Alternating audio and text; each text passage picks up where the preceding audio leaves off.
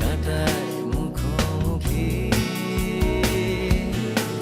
কষ্ট কষ্ট ভালোবাসায়, ভাঙা গড়া স্বপ্ন আশায়, কেউ সুখী কেউ হয় দুঃখী। এভাবেই যায় প্রতিদিন। Life in a metro, life in a metro, life in a metro. Google থেকে গুগল ম্যাপে ক্লোজ ক্যামেরায় চেপে ঢাকায় দিলাম কি। জ্যামের শহর গাড়ির বহর, প্রেমিক যুগল বসে কাটায় মুখোমুখি। কষ্ট কষ্ট ভালোবাসায়, ভাঙা গড়া স্বপ্ন আশায়, কেউ সুখী কেউ হয় দুঃখী। এভাবেই যায় প্রতিদিন। Life in a metro, life in a metro, life in a metro. মানে এই প্রকল্পের পুরোটাই আমি আপনাদের দুজনকে দিয়ে দিচ্ছি, পুরোটাই। কেন? কেনর উত্তর তো আমি আগে দিয়েছি। না তো, কে সে? আমিও চিনি না মা। তাহলে নাম শুনলি কোথায়? এখন ওখানে আছে ওনার স্ত্রী আর মেয়ে। মেয়ে? যুবতী মেয়ে। আচ্ছা, আমাকে একটা কথা ক্লিয়ার করে বলতো, তুই কি ওই মেয়ের প্রেমে পড়েছিস? মিস্টার নীলের নাম্বারটা কি পেতে পারি?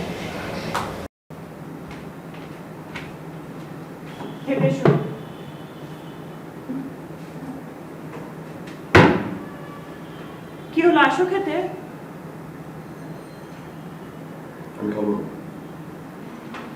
বিকেলে আসার পর থেকে দেখছি তুমি এরকম মুখ গোমড়া করে বসে আছো, কি হয়েছে? কি হলো? সেটা তো নিশ্চয়ই আমি জানি না। না, সব ঠিক আছে। তাহলে খাবে না কেন? আমার ইচ্ছে করছে না। সেই ইচ্ছে না করার কারণটাই তো জানতে চাইছি। সব কৈফিয়ত তো আমি তোমাকে দিতে পারবো না। আমি কি তোমার কাছে সব কৈফিয়ত চাই? রামিজা,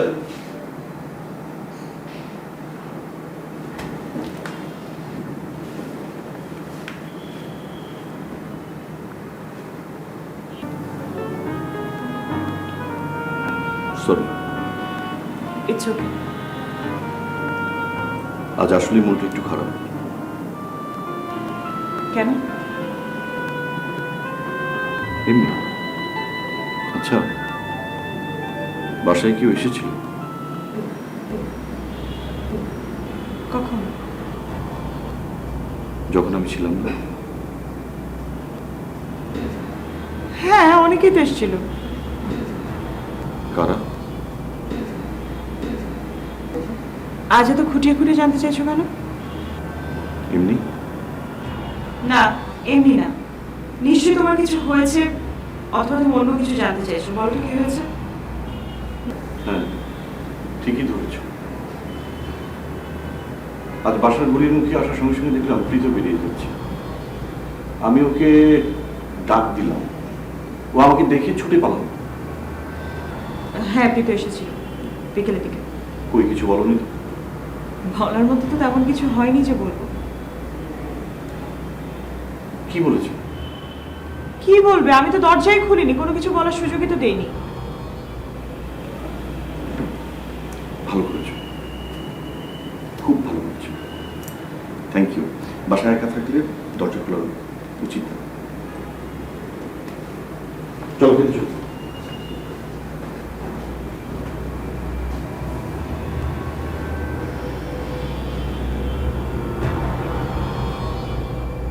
হ্যাঁ, আসি।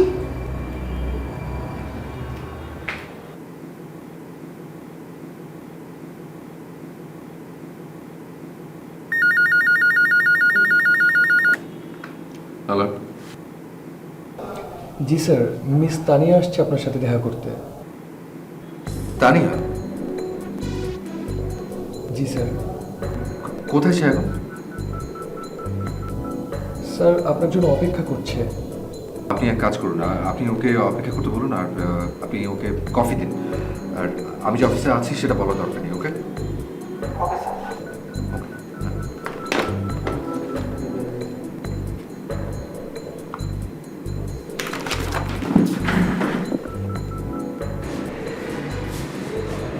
কি করছিস? তেমন কিছু না। আচ্ছা শোন, একটা ঝামেলা হয়ে গেছে। ঝামেলা? কি ঝামেলা? তানিয়া আসছে। কোন তানিয়া? কোন তানিয়া সেটা ভুলে গেছিস? মানে তানিয়া কি মনে রাখবার মতো কোনো ইম্পর্টেন্ট বা কোনো স্পেশাল কিছু আছে নাকি? জন, এবার কিন্তু বাড়াবাড়ি হয়ে যাচ্ছে। আচ্ছা, তানিয়া এখানে আসবে কেন? আমার সাথে দেখা করতে। তুই ওকে এখানে ঠিকানা দিয়েছিস? না। তাহলে? আরে ও আমার সাথে দেখা করতে আসেনি, ও এসে নীলের সাথে দেখা করতে। মানে কি? নীলের সাথে দেখা করতে এসেছে, নীল দেখা করবে? কিন্তু আমি তো নীল না, আমি নীলয়। নীলয়? নীলয় নীল? আমি তো কিছুই বুঝতে পারছি না। শুধু আমি তোকে শুধু এতটুকু বলে রাখি, ওরা আমাকে নীলয় নামে চেনে, নীল নামে চেনে না। তুই তানিয়াকে ডেকে এনে এমনভাবে বোঝা যাতে ও ওইখানে আর না আসে, ওকে? কিন্তু আমি কিভাবে কিভাবে সেটাও আমাকে শিখিয়ে দিতে হবে। আচ্ছা, তুই না শিখলে আমি কি করবো? আমি তো কিছুই জানি না। আমিও কিছু জানি না।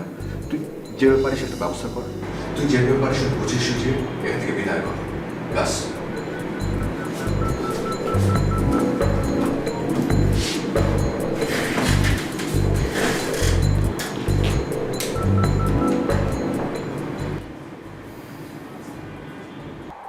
Good morning sir. আচ্ছা, তানিয়া নামের কোনো মেয়ে কি এসছে? জি স্যার। আচ্ছা, তাহলে ওকে এক্ষুনি আমার রুমে পাঠিয়ে দেন। Okay sir.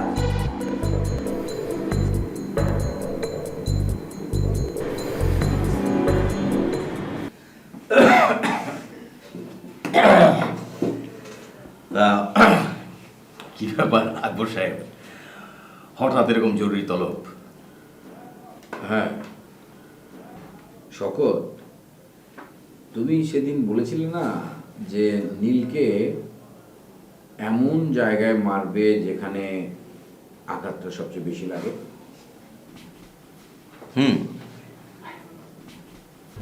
সেই জায়গাটা খুঁজে পাওয়া গেছে। কোনটা? ওর হার্ট। আপনি তামাশা করছেন? তামাশা কেন করব? ওর হার্ট এখন তানিয়া। তানিয়া? সে কে? মেয়ে হিসেবে আহামরি কিছু না, কিন্তু তুমি তো বুঝতেই পারছো পিড়িতে পেতনিও ভালো। এই তানিয়ার সাথে নীল এখন নানাভাবে জড়িয়ে গেছে। I see. এবার তোমার দায়িত্বটা তুমি বুঝে নাও, কি করবে না করবে। বাস বাস বাস, আর কিছুই বলতে হবে না। Any planning? আগে ব্যাপারটা একটু ভালো করে বুঝে নেই, তারপর প্ল্যানিং করব।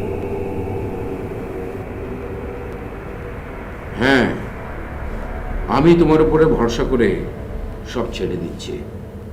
তুমি যেভাবে যা ভালো মনে করবে তাই করবে।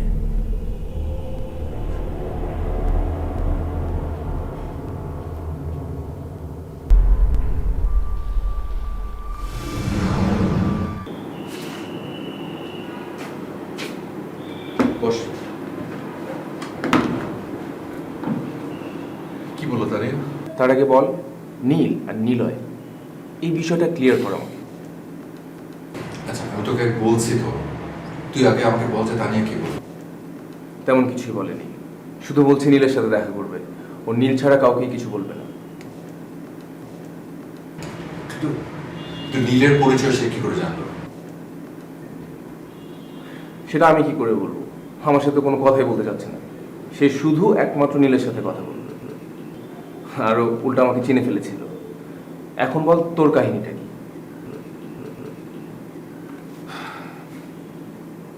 শোন, এমনিতেই ওরা ডেভেলপার কোম্পানির লোকদের উপর খুবই বিরক্ত, তার মধ্যে তুই গিয়ে আমার নাম করেছিলি, তাই আমার পরিচয়টা আমি গোপন করেছিলাম ওদের সামনে, নাহলে ওই ডেভেলপার কোম্পানির লোক ভেবে আমাকে তাড়িয়ে দিত।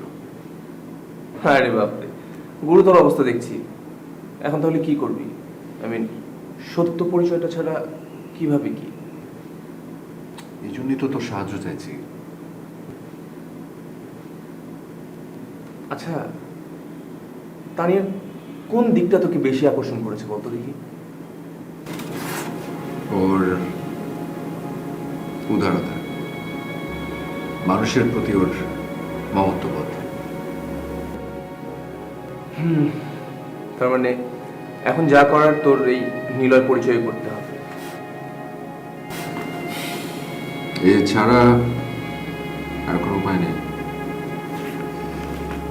বলতো মানে কিভাবে ওকে আয়ত্তে আনতে চাস তো, সেটারও ব্যবস্থা আমি করছি। কি ব্যবস্থা? আরে বাবা, অস্থির হচ্ছিস কেন?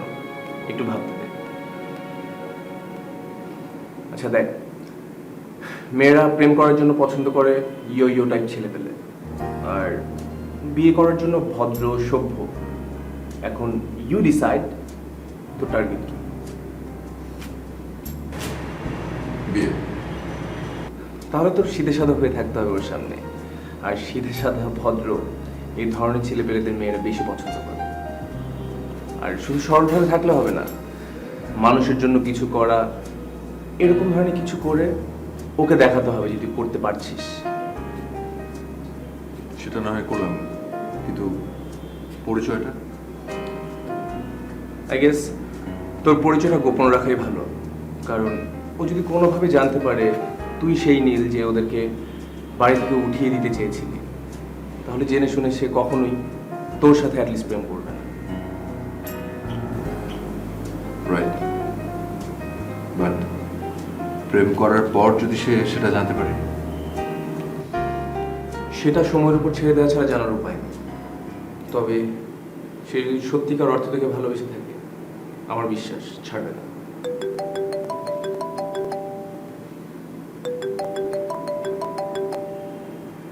কে? তানিয়া? ধর।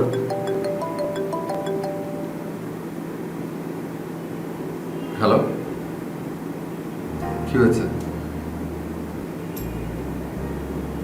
জরুরি কিছু? আচ্ছা ঠিক আছে, আমি আসছি। কি হয়েছে? কিছু বলো না, বলো। ওর সাথে যেন ইমিডিয়েটলি দেখা করি। ওকে বুঝে ফেলো নাকি?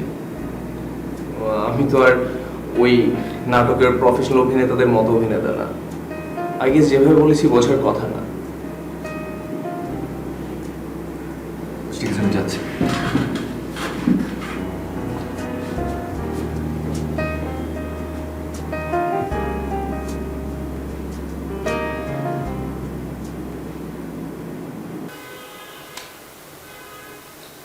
কি ব্যাপার, তুমি কি রাত্রে ঘুমাও নাই? ঘুমায় আর কি হইব, জীবনটাই তো ফালা ফালা হয়ে গেল। হ্যাঁ, হইতে চেয়েছিলাম পাইলট, হইলাম সিএনজি ড্রাইভার। ভিতরে বিয়ে করতে চেয়েছিলাম, তাও আর হবে না। হইব হইব হইব, সবই হইব। আমি একটা প্ল্যান করছি। কিসের প্ল্যান?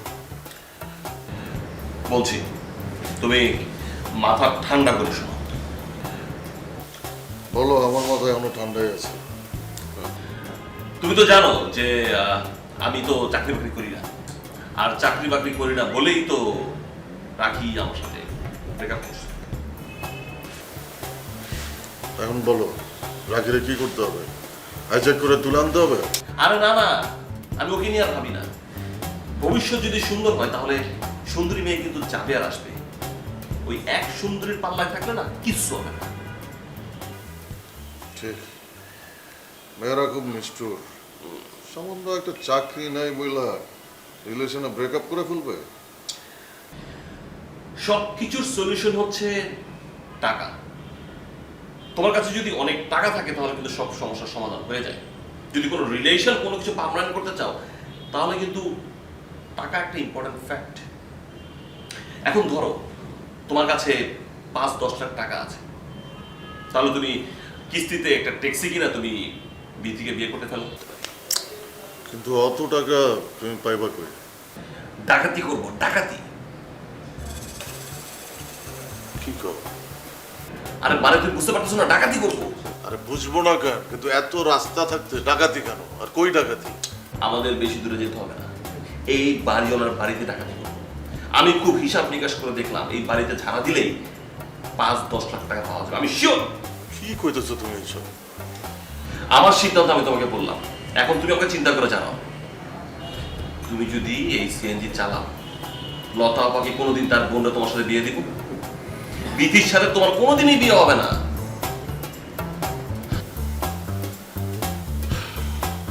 জীবনটা যদি মনের মতো না হয়, এই জীবনটা রাখার দরকার কি?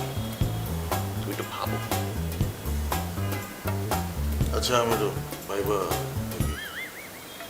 তুমি ভাবো, যদি খবরদার আমাদের এই নীল নকশার কথা আশেপাশে কেউ যেন না জানে। আমি কিন্তু সবকিছু ডিটেল ভাইবা রাখছি। তুমি যখন রাজি হয়ে যাবা আমরা ডাইরেক্ট অ্যাকশনে যাব।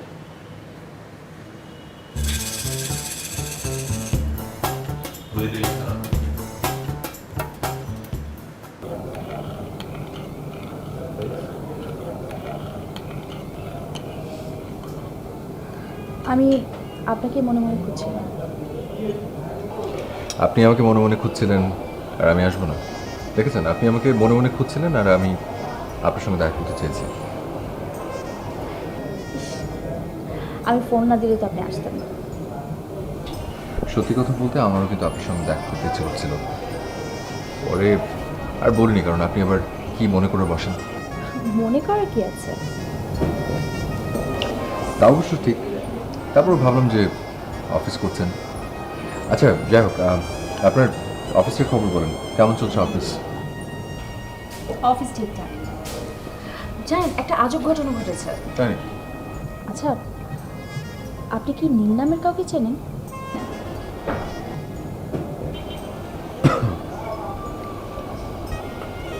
নীল?